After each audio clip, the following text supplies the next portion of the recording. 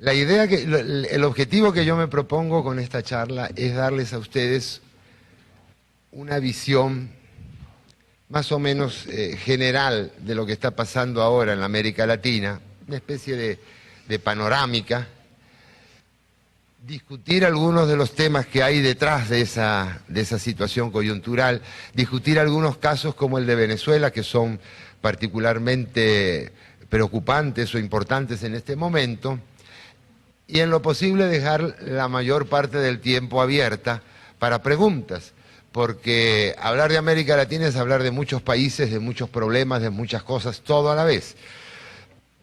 Yo escribo para un instituto que se llama CADAL, Centro para la Apertura y el Desarrollo de América Latina, un informe que sale semestralmente.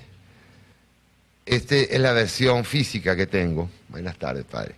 Esta es la versión física que sale. Aquí he dejado a la gente del Centro Haslick algunos ejemplares. Si ustedes lo quieren, lo tienen. Este es el informe, se hace cada 6 meses, el 30 de junio, el 30 de diciembre, el 31. Este es el último, el que se hizo el 30 de junio, les puede servir como una información. Aquí yo trato de hacer más o menos el objetivo que les decía hace un momento, dar un panorama de lo que ha ocurrido en el semestre, un análisis de algunos puntos, porque no se puede hacer de todos, y una visión de lo futuro. Mi intención no es hacer un análisis económico, esto no es un análisis de coyuntura económica, ni hacer un análisis político, una especie de recitado de cómo anda cada país, sino algo intermedio, algo que permita al lector o a ustedes vincular las situaciones económicas con las políticas en un sentido y en otro. Bueno, dicha esta breve introducción,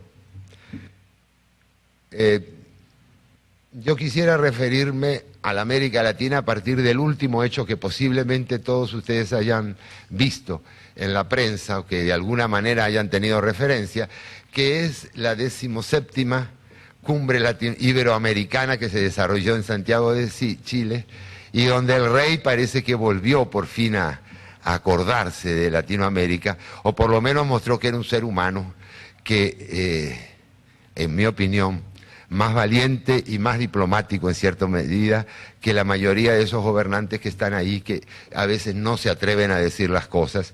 El rey perdió realmente la calma y perdió la paciencia en un momento dado ante la arremetida verbal de Hugo Chávez, y eso tiene aspectos positivos y negativos. El aspecto positivo es que puso de relieve el clima de tensión y de divisiones y en cierta forma de conflictividad que hay actualmente en la América Latina. Lo negativo es que eso le sirve a Chávez porque eso es parte de la agenda.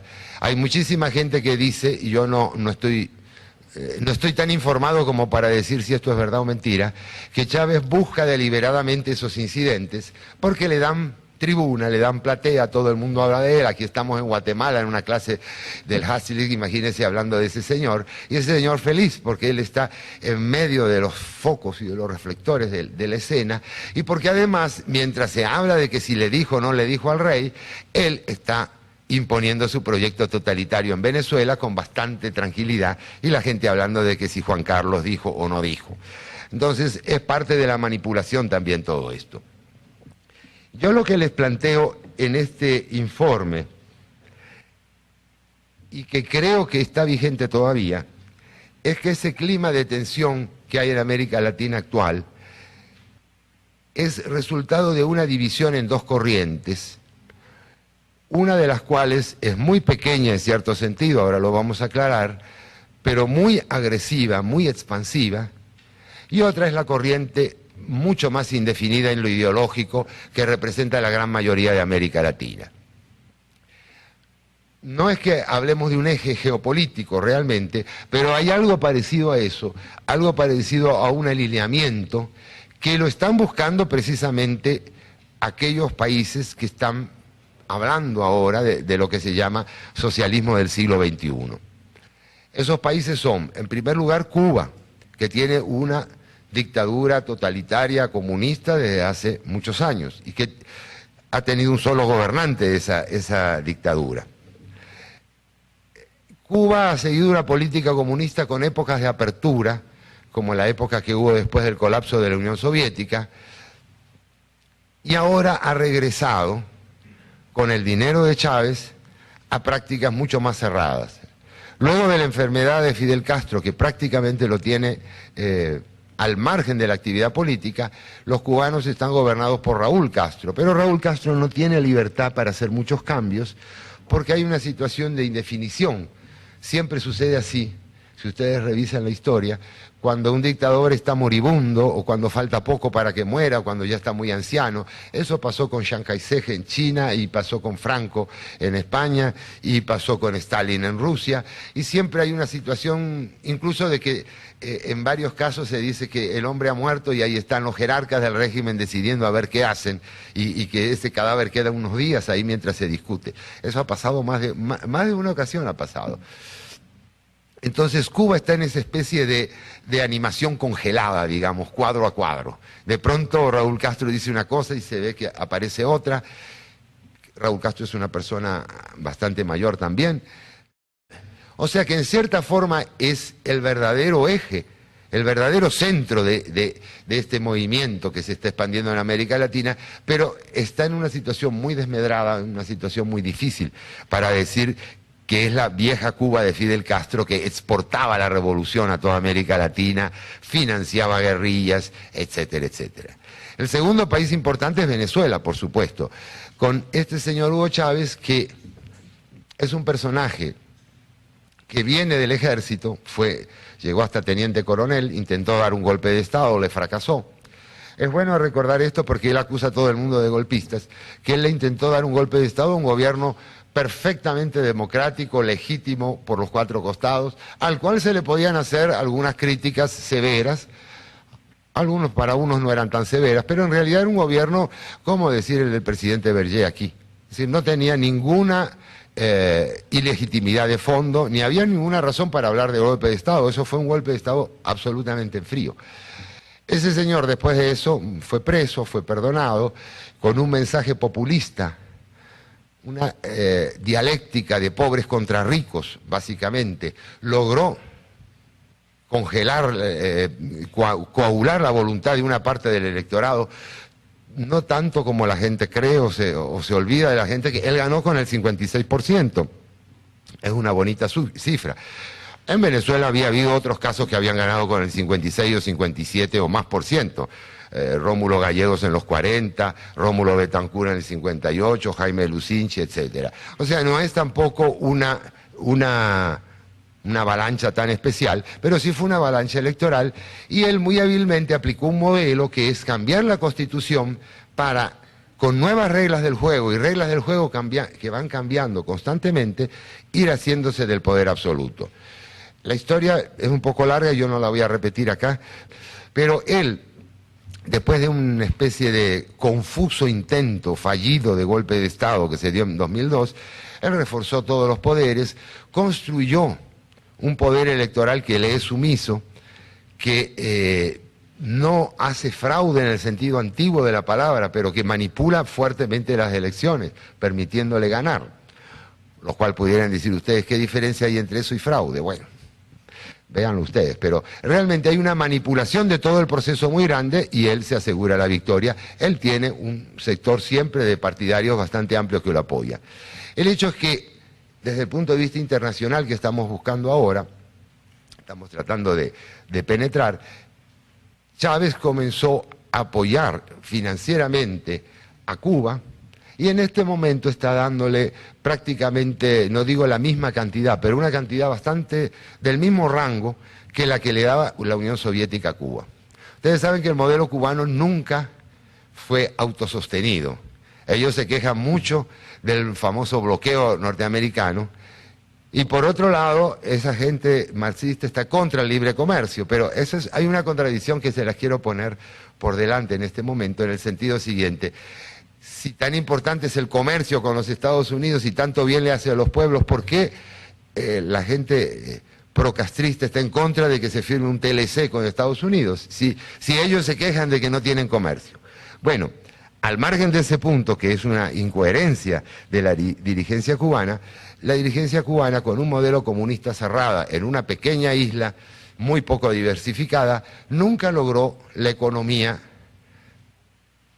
dar el impulso a la economía necesario para que el país se mantuviera. Yo no digo para que creciera, se expandiera o avanzara tecnológicamente. El país nunca ha logrado sostenerse a sí mismo. La Unión Soviética le entregaba una cifra de 4.000 a 5.000 millones de dólares anualmente. Con eso sobrevivía Fidel Castro. Chávez está entregando ahora una cifra que no es muy fácil de calcular, pero según lo que yo he observado, las cuentas que se hacen por ahí, anda alrededor de los 3.000, 3.500 millones. Por supuesto, estos dólares ahora valen menos que los de hace 20 años, pero es aproximadamente, digamos, algo más de la mitad de lo que hacía la Unión Soviética. Chávez hace esto, por supuesto, porque tiene un país petrolero que controla férreamente y el petróleo está alto. Y ese ingreso llega al estatal, Petróleos de Venezuela, PDVSA, y desde ahí, sin ningún tipo de control político ni ningún tipo de control auditorial, financiero o contable, prácticamente es usado con mucha libertad por el jefe de Estado y sus ministros. De tal manera de que Chávez entonces lo que hace es traer médicos, entrenadores y guardaespaldas cubanos, personal de seguridad. Según las últimas cifras que me dijeron hace un año, habría más de 90.000 personas, 92.000 exactamente. Les pagan sueldos muy altos que no les dan a ellos sino al gobierno cubano. A ellos le dan una cantidad módica para sobrevivir en Venezuela. Esa gente están en general felices porque por más que sea Chávez un mal gobernante, el ambiente de Venezuela es mucho más libre, infinitamente más libre que el de Cuba. De tal manera que Chávez paga eso, da petróleo a 35 años plazo, financiado a 35 años con 1% de interés anual, que ni siquiera así los cubanos pagan. Entonces Cuba recibe por varias de estas vías y otras vías, venta de medicinas y otros asuntos que medio inventan, recibe esos 3.000, 3.500. Chávez ha tenido una política expansiva y es verdaderamente el polo expansivo de este dúo. Y ha logrado algunos triunfos, ha logrado derrotas también, porque es importante recordar de que no en todas partes este chavismo se ha impuesto en América Latina, pero sí ha habido candidatos cercanos, émulos, parecidos o directamente satélites de Chávez en casi todos los países. En algunos les ha ido mal, en otros les ha ido bien. Los dos casos más importantes son Ecuador y Bolivia, dos países que tienen en este momento un gobernante que es aliado abiertamente de Hugo Chávez. Ambos, sobre todo Bolivia, han tratado de copiar y reproducir el modelo venezolano con una constituyente que se supone originario es en el sentido de que va a cambiar toda la estructura del país desde cero, como quien dice. Evo Morales propuso la constituyente, no hizo lo que hizo Chávez, y ahí quizás fue su error, que manipuló Chávez la elección de la constituyente y tuvo la suerte de un nuevo sistema electoral que le permitió vencer ante una oposición dividida. Evo Morales no logró hacer eso, no lo manipuló tan bien y no tiene una mayoría aplastante en la constituyente se paralizó. Si ustedes han leído los diarios de esta mañana, habrán visto de que hay huelga de transportistas, huelga de aeropuertos. La situación es caótica en Bolivia, hay varios departamentos, está dividida en departamentos como Guatemala. Varios departamentos, 5 de los 9 que hay, están prácticamente amenazando no con irse, pero las situaciones que piden autonomía en un tono que es casi la independencia, porque no quieren someterse al gobierno de Hugo Chávez, de Evo Morales, que a su vez apoya abiertamente a Hugo Chávez. Hay tropas venezolanas. Chávez ha prometido que si lo intentan derrocar a Evo van a ir las tropas venezolanas a Bolivia. Le ha dado a Evo Morales 80 millones de dólares en efectivo para que lo reparta y en general para que compre la voluntad de las Fuerzas Armadas. En total hay una penetración muy fuerte de Venezuela en Bolivia, eso es su principal aliado y el tercer punto de este eje. El cuarto es Ecuador. Ecuador tiene a un gobernante que se llama Correa y Correa ganó las elecciones para una constituyente. Acaba de decir en la cumbre de Santiago que él no propone la reelección indefinida, pero yo no estaría muy seguro de todo esto. O sea, yo creo que el proyecto de Correa es el mismo. O sea que tendríamos un cuarto país. Tenemos un quinto país que es Nicaragua. Nicaragua ganó las elecciones con apoyo de uno de los dos partidos de derecha.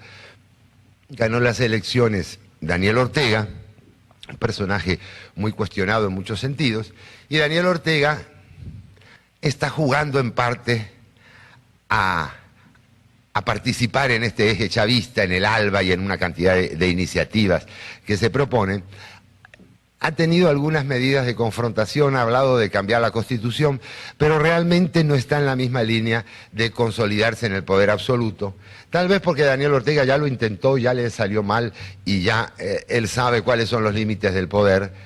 Tal vez porque en estos años que pasaron después del fin del gobierno sandinista, los sandinistas salieron muy bien económicamente de toda esa aventura y se han pacificado mucho y son muy poco revolucionarios en ese sentido.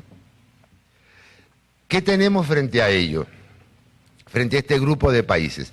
Bueno, tenemos que este grupo de países ha tratado de penetrar, a partir de Chávez sobre todo, que es la figura agresiva, algo así como la punta de lanza de todo esto. Chávez apoyó a un candidato en Perú que perdió por poco.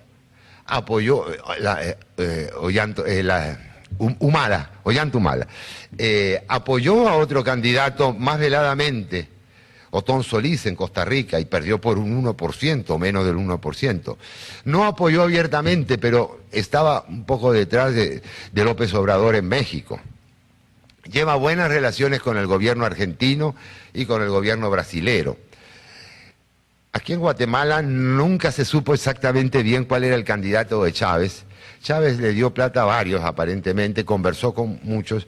Algunos dicen que era la ANN de Jorge Soto, del Pablo Monsanto, para más fácil de reconocer, el exguerrillero. Yo tengo otras sospechas, pero no estaría seguro de lo que hizo Chávez. Pienso que para Chávez este es un país un poco reacio, un poco duro de entrar. No hay el ambiente en Guatemala, yo se los digo porque yo lo conozco, lo he vivido en otros lados. No hay el ambiente ese de conflicto que necesita este tipo de líder populista para desarrollarse. Esta parte es muy importante, no la pensaba decir acá, pero se las voy a decir porque de verdad me viene muy a la mente, muy directamente. ¿Cuál es el ambiente político y moral que permite que suba un demagogo de este estilo? Es un ambiente que se basa en cosas muy ciertas y muy reales, como todos los mitos, pero que sobre eso saca conclusiones o adopta actitudes que son muy negativas. En Venezuela, para dar el ejemplo madre de este asunto, en Venezuela la gente estaba cansada del poder de dos partidos que se alternaban, sin fraude realmente, pero con una concepción muy, vamos a decir, muy particularista de la política. Ellos subían al poder para enriquecerse, para favorecer a sus amistades, a su grupo. Había una corrupción desatada, los partidos estaban perdiendo constantemente adhesiones reales, la gente cada vez veía más en ellos un mecanismo instrumental para llegar al poder y conseguir prebendas que iban desde un puesto de chofer hasta un contrato millonario con el Estado. Y en ese ambiente, y era un país que no crecía económicamente, eso es muy importante, un país que estaba en retroceso. Durante un periodo bastante largo, como 20 años llevaba sin verdaderamente crecer, promediándolo todo. Años buenos y años malos, pero el resultado general era que Venezuela iba para abajo. En ese ambiente de descontento la gente empezó a hablar mal de los partidos políticos, mal de la política, mal de la democracia, hasta que cuando apareció este militar a dar un golpe de Estado y le falló, la gente, hubo una corriente de simpatía hacia él. Después él pasó un poco al anonimato, quedó preso, lo seguía muy poca gente, pero luego con esa imagen ya hecha un poco mito del militar que se alzó contra el sistema, frente a un sistema que estaba muy malo y frente a partidos que no tenían buenos candidatos, Chávez logró irrumpir rápidamente en la campaña y ganó limpiamente. Eso puede pasar en cualquier país latinoamericano. porque prácticamente en todos hay mucha corrupción, prácticamente en todos los partidos no representan realmente las aspiraciones del electorado, prácticamente en todos el crecimiento económico es menos del que podría ser, aunque no tan negativo como el de Venezuela. Guatemala, por ejemplo, es un país que viene creciendo a tasas bastante regulares durante mucho tiempo sin disminución. Brasil le pasa lo mismo, México todavía mejor. Argentina ahora está creciendo muy bien, pero ha tenido unos bajones y unas crisis horribles. En todo caso, en ese clima de descrédito del sistema político, las personas que se lanzan contra el sistema son muy bien vistas por un amplio sector de la población. Y hay una forma de decirlo que, así un poco anecdóticamente, aunque la anécdota no pertenece a nadie, pero había mucha gente que decía, mira, mejor que el Rafael Caldera, que era el presidente que estaba antes, mejor que Rafael Caldera es cualquiera. O acá se necesita un cambio de sistema, mejor que los adecos y copellanos va a ser cualquier cambio. En Ecuador yo escuché lo mismo, todos estos... En Argentina también se decía lo mismo, que se vayan todos, decían los argentinos. Y el problema es que cuando se van todos, ¿quién queda? Alguien tiene que quedar. Cuando yo estoy en contra de todos los partidos, ¿en quién recae el gobierno? Cuando yo digo que esto, peor que esto no hay nada y me pongo en las manos del primer aventurero, ¿qué riesgos estoy corriendo? La gente no se da cuenta de los riesgos que está corriendo y piensa que lo peor es lo que tiene en ese momento, sin darse cuenta de que hay cosas infinitamente peores, muchísimo, muchísimo peores, y que cuando se está en ese clima de opinión negativo, negativista, destructivo, de decir de que todo está mal, y yo lo veo mucho en la prensa. Aquí en Guatemala me preocupa muchísimo cuando le abro los diarios en la mañana y veo ese clima en general negativo. Por suerte en los últimos meses ha disminuido un poco, pero hay un poco el gusto de desarrollar lo malo, explicar, regodearse en lo malo, de volver a decir que está todo mal, sin darse cuenta de las cosas que han mejorado en los países. El problema no es que sean pesimistas o optimistas, el problema es que no por hablar de lo malo se vaya a caer en manos de un aventurero que va a prometer que todo va a cambiar de un día para otro, y con ese cuento, porque no es más que un bello cuento, un cuento chino, con ese cuento va a imponer su persona como gobernante cada vez más absoluto, hasta que llegue un momento que eso podemos llamarlo de dictadura. Lo que hay en Venezuela en este momento es una dictadura bien disimulada bajo formas democráticas. No se olviden que casi todas las dictaduras que han existido se han disimulado bajo formas democráticas. Hasta en la Unión Soviética había una parodia de elecciones que ganaba el Partido Comunista con el 99.99 de los votos. Pero había, la gente iba a votar y mejor que fueras a votar porque si no tenías problemas. En Cuba hay unas cosas parecidas que se hacen y que se llaman elecciones. En Venezuela no son tan así, pero hay un sistema muy manipulado que avanza en estos momentos hacia una definición francamente totalitaria. Chávez ha planteado para el día 2 de diciembre próximo, o sea, muy pocos días, 17 días de aquí, un referéndum para aprobar una reforma a la Constitución. Esa reforma a la Constitución, bien vista y bien analizada, elimina las elecciones en Venezuela, no hay más elecciones. Elimina la alternatividad del poder porque Chávez puede reelegirse mediante algún sistema de apoyo popular y comunidades populares, o no sé, unos extraños nombres que le dan, puede reelegirse indefinidamente todo el tiempo que quiera. Elimina las elecciones, o no las elimina, pero puede eliminarlas si se interpreta de un modo u otro, para lo que son las gobernaciones y para las alcaldías. Establece un modelo económico socialista, establece la obligatoriedad de defender el socialismo. Es la Constitución cubana, más o menos, cambiado un poco algunas estructuras políticas, mucho más larga, mucho más llena de palabrerío, pero es en el fondo una Constitución de un país comunista. Las encuestas dan que Chávez puede ganar. En este momento, de la gente que dice que va a votar, hay aproximadamente mitad y mitad. Hay un sector enorme de gente que no va a ir a votar porque no confía en el sistema electoral. El sistema electoral venezolano es un sistema completamente electrónico, automatizado, muy sofisticado, que no es casi posible de auditar.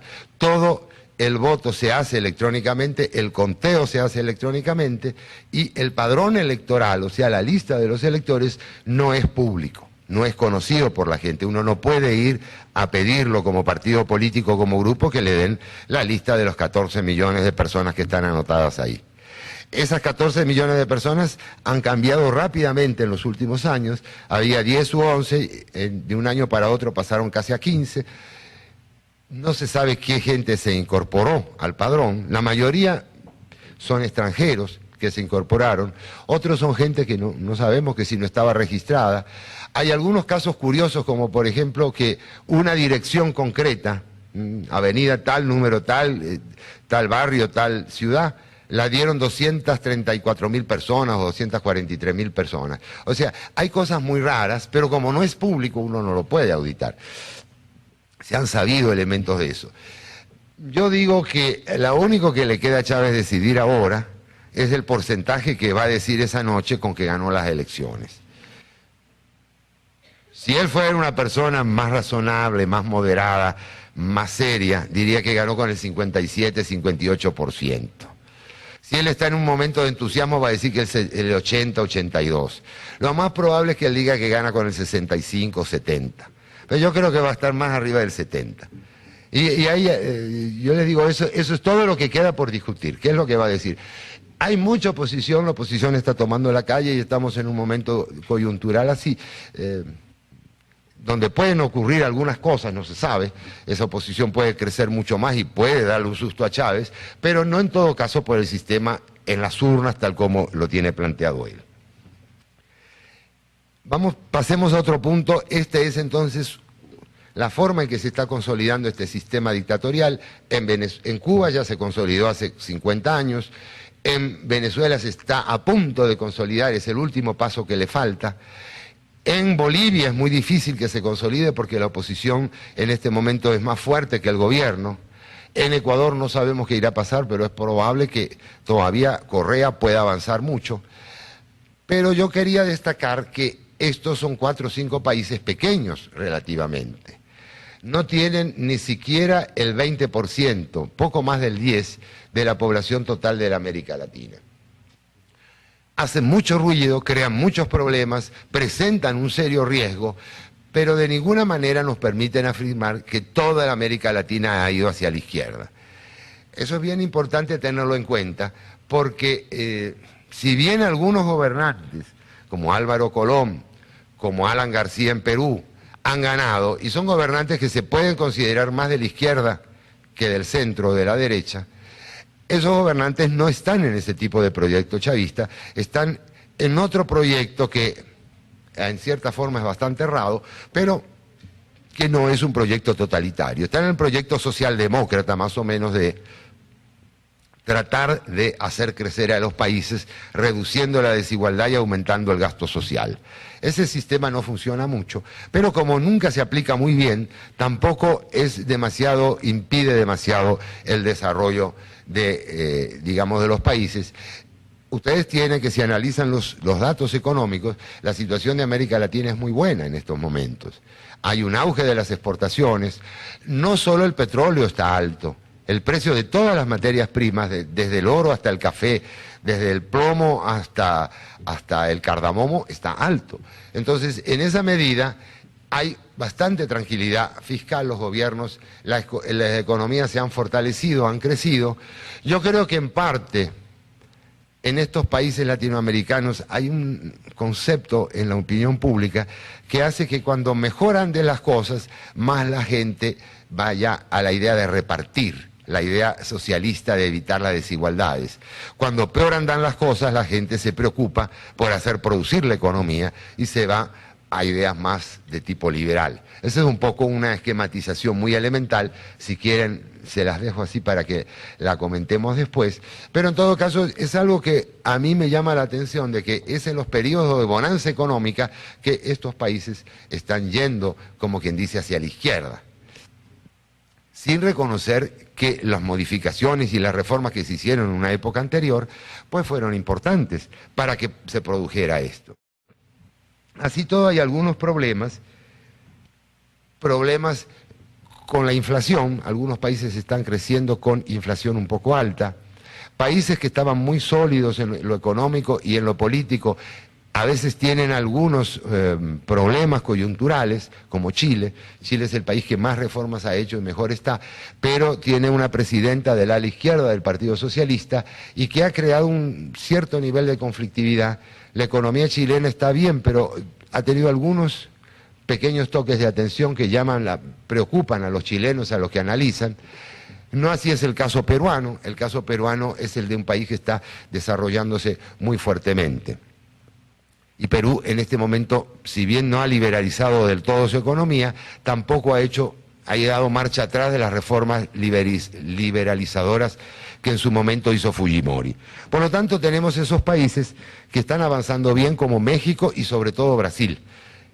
Si se ponen a ver desde el punto de vista de las economías, estos grandes países, más algunos pequeños que están trabajando en una forma bastante estable, como Colombia, como El Salvador, etcétera, suman prácticamente más del 90% de la producción y de la economía de la región. O sea que en cierta forma la región no está en una situación mala. Lo que está malo es esta situación de conflicto. Otro punto importante son los tratados de libre comercio. Los tratados de libre comercio, aunque son instrumentos muy imperfectos, en general han dado resultados muy positivos. México ha crecido enormemente y se ha estabilizado políticamente después de firmar el NAFTA, el North American Free Trade Association, con los Estados Unidos y Canadá. El CAFTA, el que firmó Guatemala y que ha firmado toda Centroamérica, aprobó Costa Rica también por un margen muy pequeño, como hacen siempre los ticos, pero lo aprobó la entrada hace unos pocos meses. El CAFTA no ha dado grandes resultados porque lleva un año y medio, pero sí ha dado resultados. Por ejemplo, las exportaciones de Nicaragua, el primer año, que entró un poquito antes que Guatemala, el dato que yo tengo es que habían crecido más del 30% en un año. Las de Guatemala crecieron más de un 20%. O sea,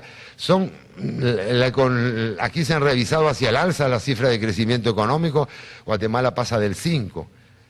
En Nicaragua hay ciertos problemas, por supuesto, debido a este cambio de gobierno, pero hay una situación que no sabemos si va a evolucionar para un lado o para el otro, porque tampoco Ortega es una persona, Ortega se da cuenta perfectamente que le conviene que el país económicamente vaya bien.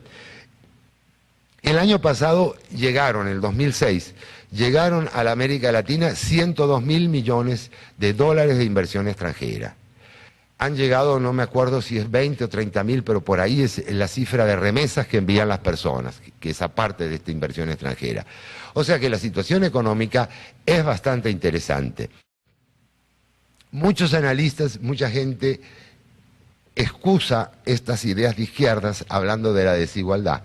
Y yo voy a cerrar mi intervención para dejarle a ustedes la palabra y tener una media hora comentando algunas de las ideas de por qué hay tanta desigualdad. Ustedes saben, y si no lo saben es bueno que lo manejen, que América Latina como continente es uno de los que más desigualdades tiene. Las desigualdades no se dejen guiar por las apariencias, las desigualdades no se ven a ojo. Es muy difícil ver a ojo. Uno puede ver una cantidad de gente muy pobre y otros muy ricos, pero hay que trabajar con estadísticas que son sofisticadas, coeficiente de Gini, trabajo por quintiles, etcétera. Porque en todas partes hay gente muy pobre y muy rica y ese no es el punto. El punto es cuando yo analizo toda la población y hago una especie de balance estadístico de cómo se distribuye el ingreso. O sea que, les digo, se los digo esto porque hay mucho analista que llega a un país, atraviesa una carretera que va del aeropuerto a la ciudad y ve una serie de ranchos ahí horribles y dice, y después llega y lo invitan a lo mejor a la casa de un industrial o a la casa de un ministro y ve la opulencia y dice, esto es un país de contrastes y desigualdades. Bueno, ¿cuánta gente había en los ranchos? ¿Cuánta gente vive como el ministro? Eso hay que contarlo, porque si no lo contamos es pura tontería, por decir así. Es decir, yo no puedo decir que un país es desigual porque haya unos pobres y otros ricos. Pero, de todas maneras, por los coeficientes y los análisis que normalmente se hacen, sí, América Latina es uno de los continentes más, es el continente más desigual, donde hay mayores desigualdades. Eso en parte porque hay gente con bastante riqueza, porque los países han crecido a un ritmo muy desigual, han crecido por momentos y ha habido grandes crisis que han afectado a mucha gente. Y a mi manera de ver, porque hay un fenómeno que no suele destacarse, que junto a otros ha producido esta diferenciación o este distanciamiento entre los que más tienen y los que menos tienen, que es el fenómeno de la inflación. La inflación es la constante subida de los precios.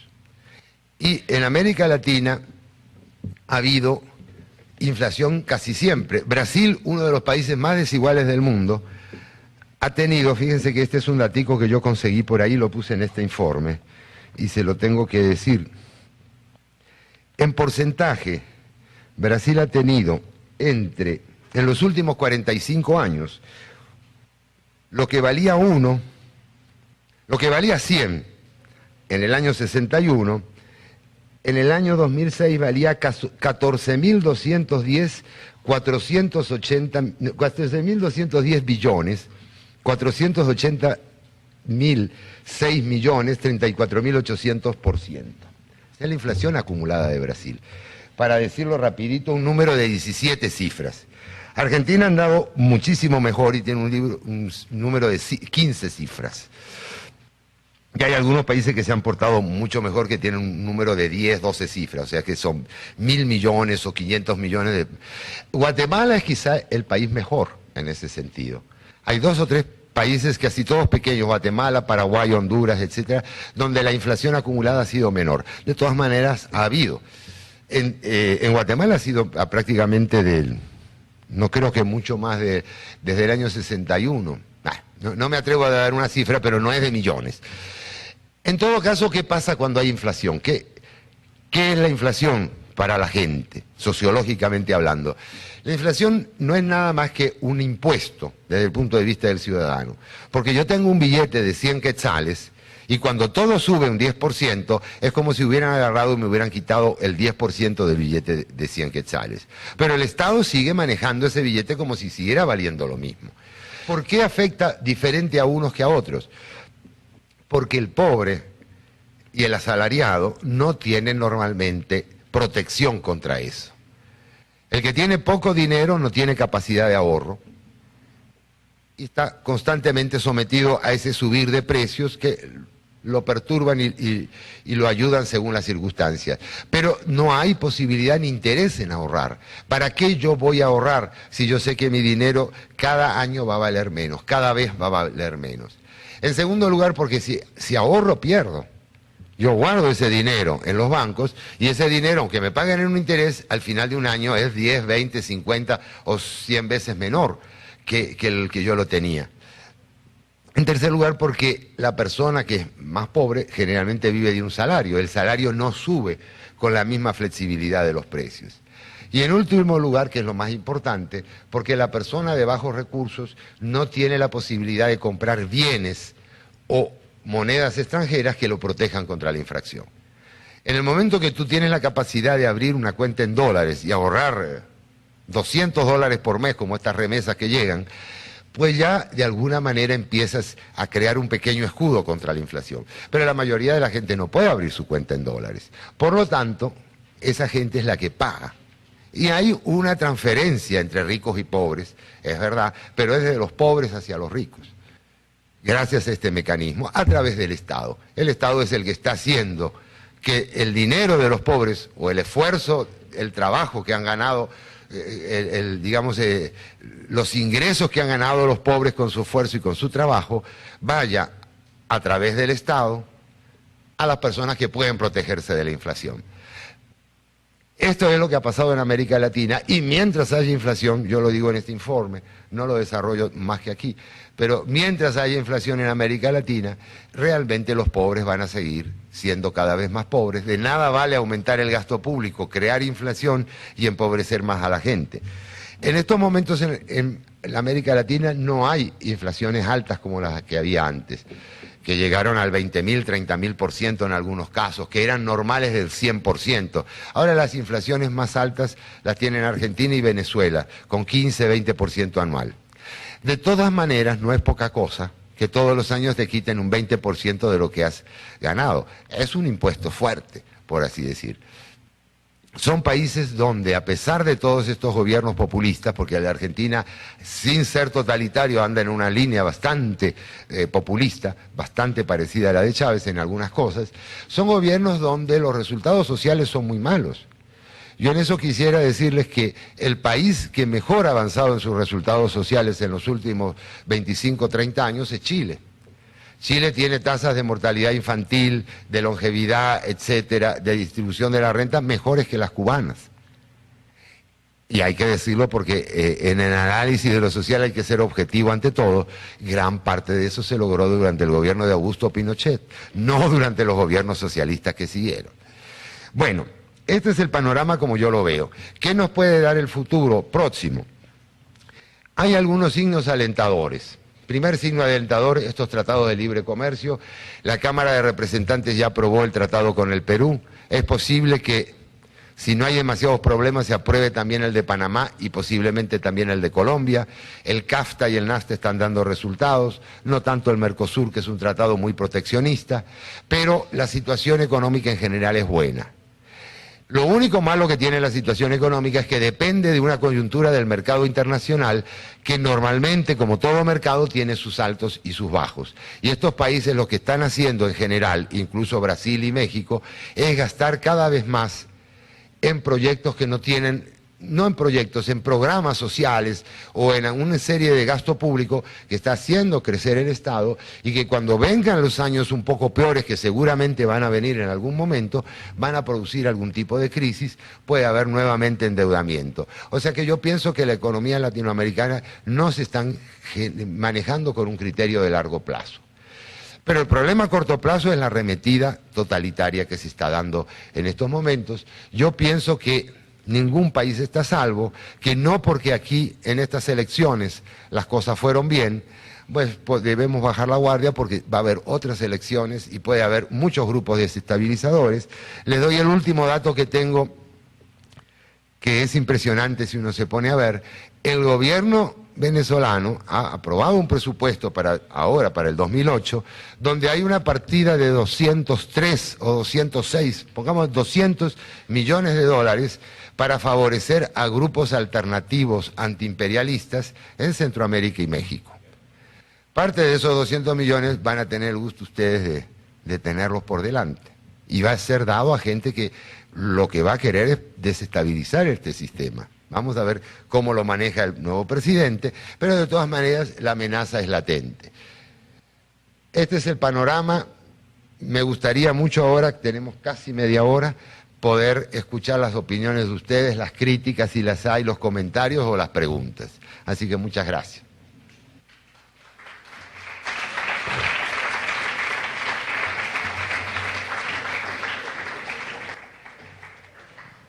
Respecto a esta tendencia que se está viendo, o sea, ¿usted cree que es como un círculo vicioso o cree que en las naciones la oposición puede crecer y en sí puede sí ser un freno grande ante este movimiento que estamos viendo? Excelente pregunta. Hay un punto en que se vuelve un círculo vicioso.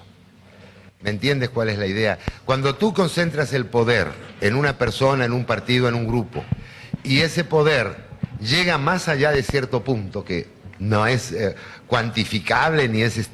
Pero hay un momento en que ya no vale la pena hacer oposición, que ya no puedes hacer oposición, es cuando se consolida la dictadura.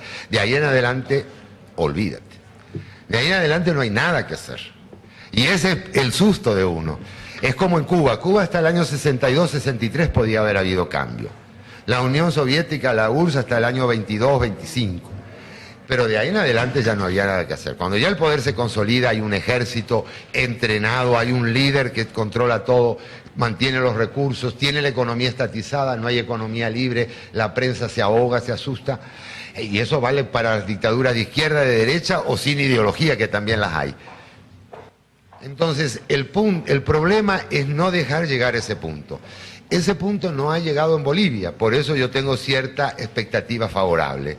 y todavía no ha llegado en Ecuador, aunque Correa tenga más porcentaje de aprobación en la opinión pública. Pero si llega a pasar, si Evo Morales logra quebrar la oposición, imponer una nueva constitución, logra controlar el sistema electoral y con eso el Congreso, logra controlar el sistema de cedulación y con eso a la gente, invade cada vez más áreas de la economía, bueno, va a llegar un momento que tú no tienes cómo hacer oposición. Ese es el momento que se va a presentar en Venezuela a partir del 2 de diciembre, porque a partir del 2 de diciembre, con la nueva Constitución, esto que yo estoy hablando me puede llevar a la cárcel legalmente en Venezuela. Yo estoy ilegal si hablo contra el socialismo. Y con eso, y con un aparato policial, militar, económico bien montado, pues no hay nada que hacer. Entonces la pregunta te la agradezco porque es importante reconocer que hay un punto de no retorno. Sí. Buenas noches, doctor. Buenas noches. Bueno, como usted platicaba, realmente la tendencia hacia la izquierda de América Latina es generalizada, pero al margen de esto, realmente ¿qué ha pasado con los liberales en América Latina? ¿Qué ha debilitado tanto a la derecha? Porque es cierto que la izquierda ha crecido, pero también al margen de lo mismo, como le digo, la derecha realmente se ha visto como dormida o se ha visto como débil. ¿Qué le ha pasado a la izquierda, a la derecha? Y realmente, ¿qué esperanza tenemos de que la derecha renazca? ¿O qué tiene que hacer la derecha para recobrar un poco ese papel que ha perdido tanto en América Latina? Mira, en primer lugar que la derecha no es liberal y el liberalismo no es exactamente de derecha. Claro, frente a Chávez tú eres de derecha, porque si él se proclama de izquierda, tú te tienes que proclamar de derecha. Y es curioso, por ejemplo, un país como Venezuela era un país de centro-izquierda, todo el mundo era de centro-izquierda. Y eran matices así, pero al grado de la millonésima parte, un poquito más a la izquierda o a la derecha, dentro de ese mismo sector. Pero el liberalismo nunca tuvo mucho arraigo en América Latina en los últimos años. Hubo otra época en que sí, que había liberales, los liberales de aquel tiempo, pero había liberales con ideas muy liberales también como Juan Bautista Alberdi en Argentina, para dar un caso, y gente que ha escrito, que ha dejado obras que tú fundadamente puedes decir sí son gente de pensamiento liberal, gobernantes que siempre en la forma menos clara, menos nítida en que se gobierna, pero también seguían eso. Ahora, después de esa época ha habido una oleada de izquierda muy grande que empezó en 1930. Esa oleada, te hago un esquema histórico así muy breve, en mi libro El fracaso del intervencionismo, que está en mi página web y que está completo, puedes encontrar en el capítulo 3 prácticamente la descripción más alargada de esto que estoy diciendo, más profundizada. Ese sistema izquierdista, para darle un nombre, que es un sistema de intervencionismo del Estado en la economía, llegó a un punto de crisis y de no retorno en 1983 con la crisis de la deuda. Desde ahí en ese momento se empezaron a hacer reformas que se llamaron neoliberales. Normalmente, al principio había algunos liberales que no les molestaba el nombre, después la palabra se convirtió en un cliché de la izquierda, así como neoliberal, como quien uno dice fascista y ese tipo de cosas, ¿verdad? Porque la izquierda sigue teniendo mayor imagen. ¿Qué es lo que ha fallado? Bueno, falló que en algunos casos nos ilusionamos, algunos más, otros menos, con esas políticas de apertura económica que hacían gente que no era liberal y que por lo tanto la hacía con ciertas imperfecciones obvias de la persona que no es de una corriente y está aplicando ideas de esa corriente. Gobernantes muy pragmáticos que estaban en medio de una crisis y que si había que liberar los precios, bueno, liberen los precios. Ahora, ¿qué sentido tiene un precio? ¿Para qué sirve? Eso que ustedes aprenden en proceso económico, pues ese señor, si lo había visto en la universidad, se lo había olvidado, o se lo habían dado de acuerdo a los socialistas, o lo más probable, ni le había interesado nunca, ni le iba a interesar. En general, eso pasó con los gobernantes. Entonces, esas fueron reformas que no fueron malas. Si hoy estamos hablando de que la inflación repunta y hay casos del 10 y al 20%, es porque hubo esas reformas.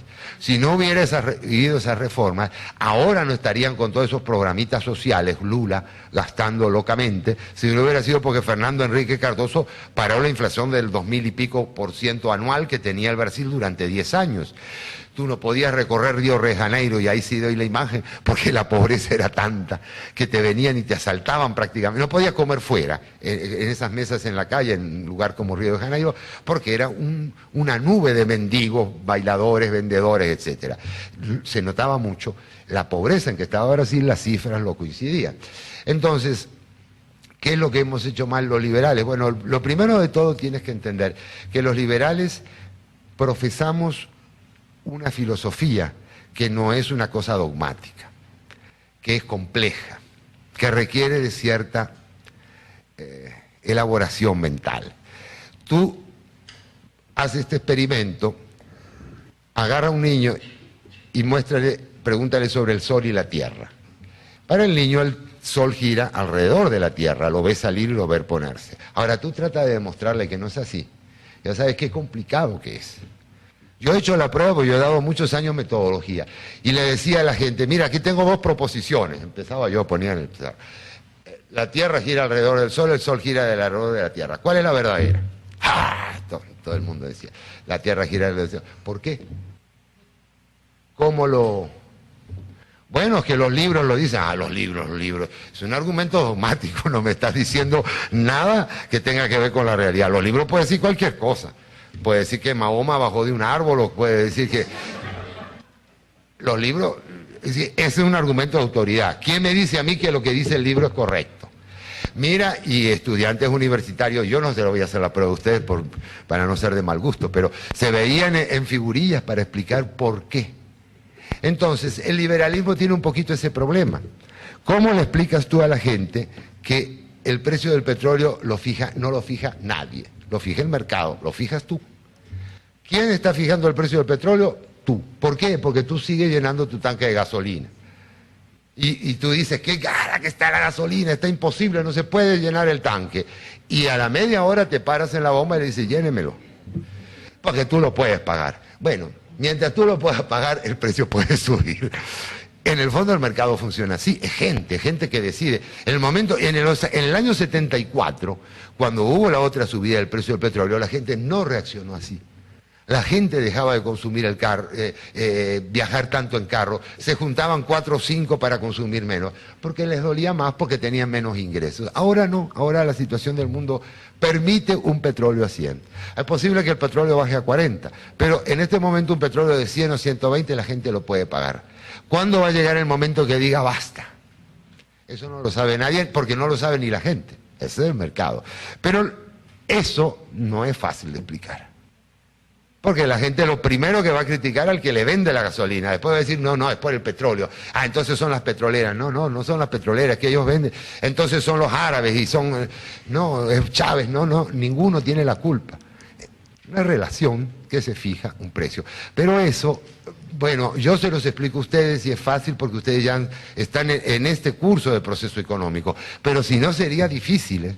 Si no tendría que dedicar toda la hora para explicar eso y no sé si a la media hora se lo olvidaran. Porque hay muchas cosas del liberalismo que son contra sentido común. Son proposiciones científicas en realidad, como la del Sol y la Tierra, que es difícil que uno intuitivamente las capte. Lo mismo que si tú ves pobreza y dices, bueno, pero si hay gente que tiene tanto dinero, ¿por qué no le sacamos un poquito a esto? En vez de unas vacaciones de 60 días en Europa, hagamos que sean 58 y con ese resto le damos a los pobres. Eso no funciona, lamentablemente no funciona, pero es difícil entenderlo. Hay que hacer números, hay que reflexionar. Entonces, los liberales cargamos con ese peso encima, de que nuestra teoría es muy bonita, nuestras posiciones son muy ciertas, pero no son fáciles armas para un discurso demagógico. Lo que hemos hecho bien ha sido, y te digo una cosa, yo estudié en un mundo en los años 60, cuando era como ustedes, de esa misma edad, en los años 60, tú no conseguías prácticamente un libro que no fuera marxista. Yo estudié sociología y había marxistas light y marxistas duros, había marxistas leninistas y dependentistas. El propio señor que yo acabo de alabar, Fernando Enrique Cardoso, era uno de esos dependentistas que tenían un pensamiento antiliberal. Y no había una alternativa. En este momento hay alternativas, hay una red de institutos en toda América Latina, hay esta magnífica universidad que ha hecho mucho por Guatemala y la idea, y es un movimiento en expansión. Lo que pasa es que es un movimiento, y no entiéndanmelo en un sentido económico-social, pero sí es un movimiento más de tipo élite. Es un movimiento para la gente que le interesa, que razona, que estudia, que se preocupa por los problemas. Lamentablemente esos movimientos no es fácil convertirlos en movimientos de masa, se puede, pero la gente aprende por experiencia. Fíjense cómo los países que vivieron detrás de la cortina de hierro son clara y definitivamente anticomunistas, porque ellos saben. Y si yo les hablo así es porque yo viví en el Chile de Allende. Yo estuve 2 años allá y fui a colaborar con el socialismo y vi funcionar el socialismo. Y eso te da una convicción que no te lo da ningún libro. Entonces hay un poco eso que yo pienso que muchos de estos países están experimentando con esas seductoras ideas de izquierda, y que no hay ningún problema que lo hagan, con tal de que no se pase el punto que yo le decía a la joven ahí, con tal de que no se llegue al punto de no retorno, porque hay un momento que lo haces y te hundiste. Me callo porque es muy largo y quiero que hable más.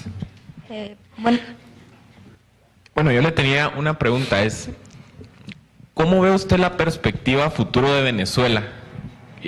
Suponiendo de que la reforma constitucional probablemente pase, que se van a cerrar espacios democráticos, si a esto le sumamos que la sociedad civil y los partidos políticos de oposición en Venezuela realmente, aparte de la represión que viven, carecen de organización, y si a esto le sumamos que la historia siempre va en contra de la derecha, en el sentido de que la izquierda radical solo se ha logrado sacar del poder a través de o golpes de Estado o de fracasos completos del modelo económico, que en el caso de Venezuela, por el petróleo, se mira a un futuro no muy cercano. Entonces, ¿cómo se ve el panorama de Venezuela de aquí a corto plazo? ¿Qué te voy a decir? Ya lo dijiste tú. Muy mal se ve, muy mal se ve. Si ahora no hay una coyuntura explosiva, conflictiva, por algún movimiento desesperado de la oposición o algún conato de golpe de Estado, golpe cívico-militar o algo así, bueno, pues el país se va a hundir en una especie de totalitarismo, y hay montones de países que están hundidos así. La comunidad internacional se lamenta, pero no pasa de un simple lamento. ¿Han visto las manifestaciones que hubo en Birmania, en Burma o Myanmar, que le dicen ahora, con los monjes estos budistas? Myanmar lleva 20 o 30 años de dictadura, una de las más cerradas del mundo. Más o menos, o peor en algunos sentidos, que la de Fidel Castro. Un poquito solo peor que este país es Corea del Norte. Bueno, y en los foros internacionales se habla y todo eso, pero los birmanos están ahí aplastados. Y el país es uno de los más pobres del mundo, pero así pobre, 5 veces más pobre que Guatemala. Gracias a qué? A este sistema de dictadura militar socialista que tienen ellos. Puede pasar eso en Venezuela perfectamente. Yo no descartaría que en algún momento hubiera alguna reacción tipo violenta, como tú dices, pudiera haberla. Yo confío mucho en la insensatez de Chávez, en el sentido de que él va a obtener un triunfo y no se va a conformar con ese triunfo. Hasta ahora ha funcionado así. Y va a pedir más, y va a pedir más, y es como el cuento de la persona que, no sé si conocen un cuento de alguien que saca un pez y el pez resulta que es algo mágico así, y le pide qué es lo que quiere pedirle, y entonces le dice que lo que quiera pedirle él se lo va a dar, y entonces el pescador dice, bueno, quiero que mi choza se convierta en un palacio, y se convierte en un palacio, y quiero que mi mujer sea vuelta a ser joven, y se convierte, y quiero yo ser joven, y empieza así, y quiero ser rey, y se convierte en el rey, y cuando ve que está todo eso dice, quiero ser Dios, y en ese momento vuelve a la choza. Y el pez lo bajó a la choza otra vez. Ese es un poco lo que le pasó a Hitler. Siguió hasta que al final hubo una guerra. Él quería la guerra, quería ganar la guerra, pero no podía ganar la guerra contra todos. La mentalidad de Chávez parece ir por ese lado. Yo no creo que dure así tipo Unión Soviética, que era una gran potencia, una nación continente. No creo que Venezuela aguante eso, pero sí, como tiene petróleo y no es una isla como Cuba, puede aguantar bastante una dictadura. Puede tener conflictos con los vecinos. Yo creo que el futuro es muy peligroso. Yo veo un futuro de violencia casi inevitable. Buenas noches. Buenas noches. Yo quería saber cuál es su perspectiva o qué piensa acerca de este dinero que le va a dar Chávez a Centroamérica. O sea, ¿qué piensa usted que va a pasar con nosotros o si se puede dar alguna tendencia hasta este socialismo radical que se está dando en Latinoamérica? ¿Qué es nuestra situación, según su perspectiva? Mira, lo que está haciendo Chávez es tratar de desestabilizar. Por un lado, hay puntos más fáciles para ir. México es un país muy grande y en el PRD puede tener gente que lo ayude. Pero el punto más interesante para Chávez es lograr que gente favorable a él, que ya ha estado, gane en El Salvador. En el San Salvador hubo en un estadio ahora la proclamación del candidato de oposición que tiene buenas posibilidades de ganar y había chavistas en las tribunas. Y está Chávez y su dinero va a apoyar a toda máquina para lograr en El Salvador. Esto es un poco parecido, ustedes quizás no conocen toda la historia que hubo de la guerrilla en Centroamérica, es una historia compleja, pero es un poco así, tú vas tratando de agarrar algunas fichas. Costa Rica no es tan fácil, pero en este nuevo escenario, Costa Rica sería más o menos fácil. Honduras es un país muy complicado de manejar, pero él tiene buenos arreglos con el presidente actual hondureño. Los países duros para él que no tiene eco, que no tiene respaldo, son Panamá y Guatemala. Pero si tú logras el resto y logras tener un pie en México, y es una política expansiva como la que tenía la Unión Soviética y después tuvieron los cubanos. ¿Qué es lo que pueden hacer ustedes con eso? Mira, lo primero, inteligencia. Inteligencia en el sentido militar, no en el sentido universitario.